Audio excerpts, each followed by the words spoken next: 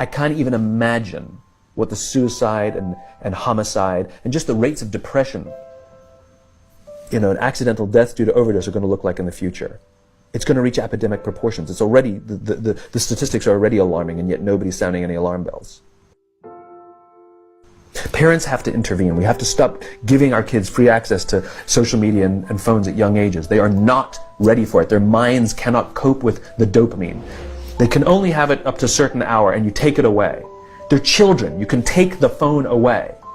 We've got to intervene as parents. But as companies, we now have to deal with the influx of kids that are coming into our companies with addiction. Watch, I see it all the time. Walk through any office.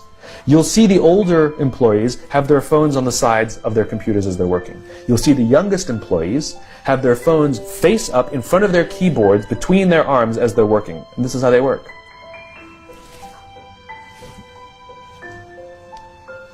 And the science is alarming. They did experiments on mice where they did the multitasking. They put flashing lights to mimic going from the computer to the cell phone, the computer to the cell phone to the TV.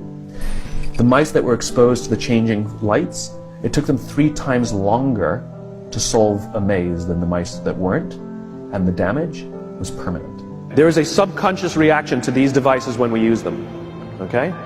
What if I were to hold my phone while I'm talking to you? I'm not checking it, it's not buzzing, it's not beeping, I'm nothing, I'm just holding it. Do you feel at this moment that you are the most important thing to me right now?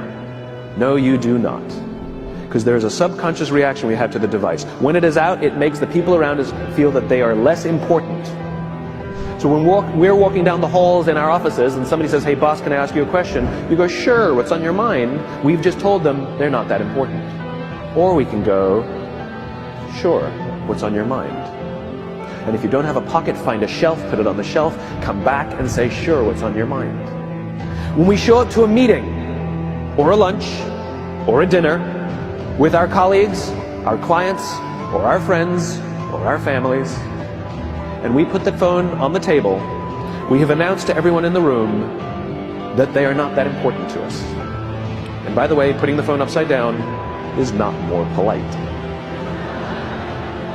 My favorite one is when the meeting or at a lunch with someone, that the phone will ring and the caller ID will pop up and they will go, I'm not going to get it. Oh, so magnanimous! Oh, lucky to eat with you today.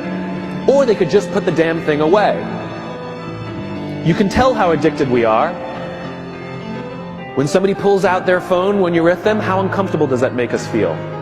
You're walking down the street with someone, they pull their phone out. We feel stupid, so what do? We pull our phones out. We're so addicted. Somebody goes to the bathroom when we're at dinner, and what do we have to sit there by ourselves? God forbid we should look around the room for 5 minutes. We pull our phones out. Meetings. Awful. What do we do when a meeting happens, right? Everybody's sitting waiting for the meeting to start. Bob's running a few minutes late. Bob's here? Okay, start the meeting. Do you know when relationships are built? All that in between